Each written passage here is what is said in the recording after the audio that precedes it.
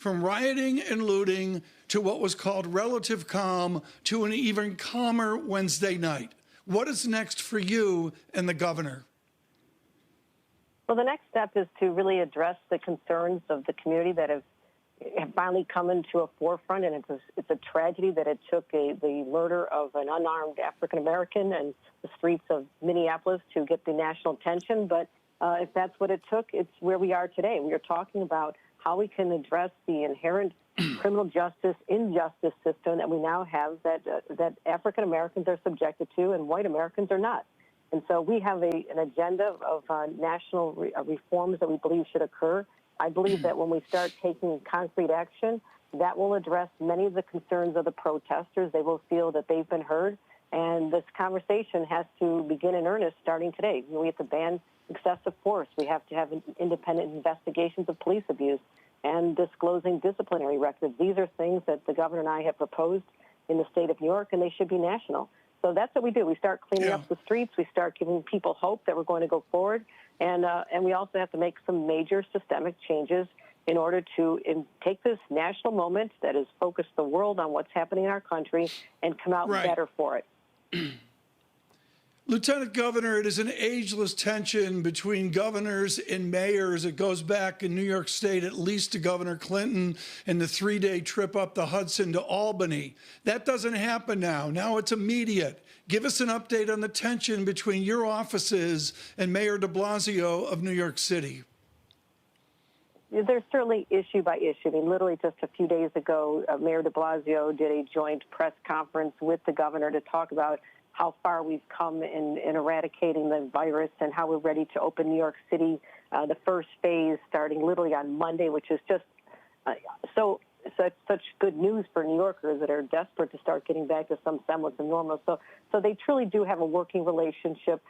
They can disagree with each other. Everybody can disagree. But when it comes down to getting the job done for the people of New York, they're able to get it done. And I think the evidence is what we've been able to do with working on the coronavirus together. That was intensive teamwork from the state and city officials, and our teams have worked together for the last 3 months on a day-to-day basis. So it's really case by case. Lieutenant Governor, let's talk more about the reopening that is supposed to happen on Monday. There's a question of if you reopen, will they come? And a big part of that question is the MTA, the subway system. Will it be prepared to take an increased number of riders with respect to hygiene as well as service? How close are we to that? Yes, and you're absolutely right that we knew that we could not reopen society, reopen the economy without the ability to get people safely to their jobs.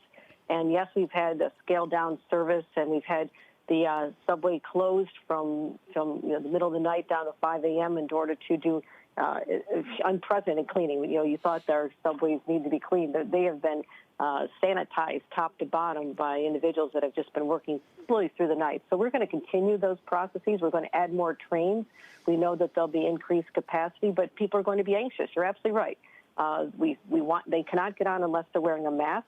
We hope that people will be using hand sanitizers and, to the extent possible, social distancing. But if you have the mask on you, we now know that that'll protect you. Again, there's more information out there than we didn't even have 3 months ago. 3 months ago, we did not know that mask was the primary way that you can stop the spread. People said it's all on surfaces. Well, we're learning a lot, and we're cleaning the surfaces, requiring masks, and we will get people to their jobs in New York because when we start opening, it's going to be in a phased approach where it's manufacturing, construction, some very limited retail at first, so people start getting acclimated to the new system.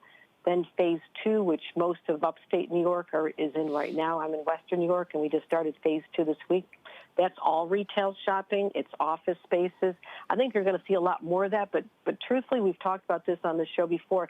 There's going to be a different mindset when people have the ability to continue working from home, at least perhaps for a couple more months. So I think it's going to be a more gradual opening, that people won't all of a sudden descend on the subway system and overload it. But if that becomes the case, we're prepared. Lieutenant Governor, I just wanted to wrap up the conversation by talking about lessons learned with you. I'm a guest in this country, but New York City is my home, and I, like many people, was shocked to see the looting that took place on Fifth Avenue, a place that you cannot walk down without usually bumping into a police officer. What happened the other night, and and what have we learned from it? Well, the governor addressed this, and he said that, reminding everyone that New York City does have the finest police force in the nation.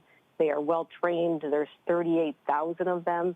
And the question became, were sufficient number of individuals from the police force deployed on these early nights when there was looting going on? And, again, separating out the legitimate right of individuals to protest. Our country was founded on a protest. I don't want to remind anyone about the Boston Tea Party, but, we by nature are going to stand up to oppression and stand with each other when others are opposed or oppressed. And that's in our DNA as Americans.